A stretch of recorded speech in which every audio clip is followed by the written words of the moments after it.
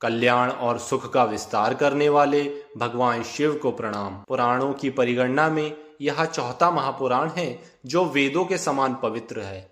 इस ग्रंथ रत्न के आदि, मध्य तथा अंत में समस्त प्राणियों के पालनहार भगवान सदाशिव की महिमा का निरूपण है।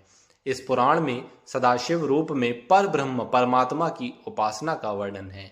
भगवान सदाशिव के कर्म अनंत है। उनके कर्मों और उनकी महिमा का वर्णन ही इस ग्रंथ का मुख्य विषय है। शिव पुराण एक ऐसा अद्भुत साधन है जो पाप नष्ट करके आपको शिवपद तक ले जाता है। एक बार महाज्ञानी शौनक जी ने सूत जी से पूछा, हे सूत जी, सदाचार, भगवत भक्ति और विवेक की वृद्धि कैसे होती है? साधु पुरुष अपने क्रोध, लोभ, काम आदि विकारों से कैसे मुक्ति पाते हैं?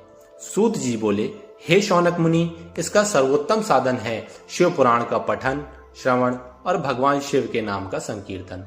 यह न केवल मनुष्य के पापों का नाश करता है बल्कि उसे शिवपद की प्राप्ति भी कराता है। गुरुदेव व्यास जी ने सनत कुमार मुनि से प्राप्त उपदेशानुसार इस शिव पुराण की संक्षेप में कलयुग के प्राणियों के लिए रचना की।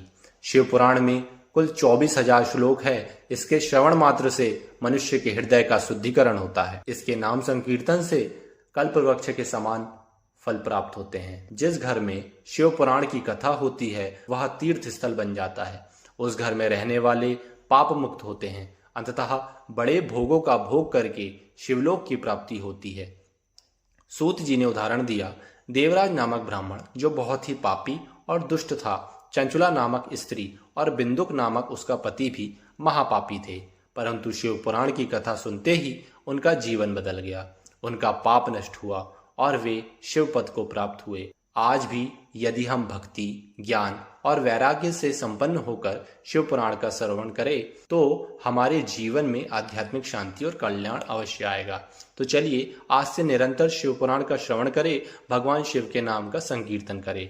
निरंतर संक्षिप्त कथा सुनने के लिए वीडियो को लाइक करें और चैनल को सब्सक्राइब करें।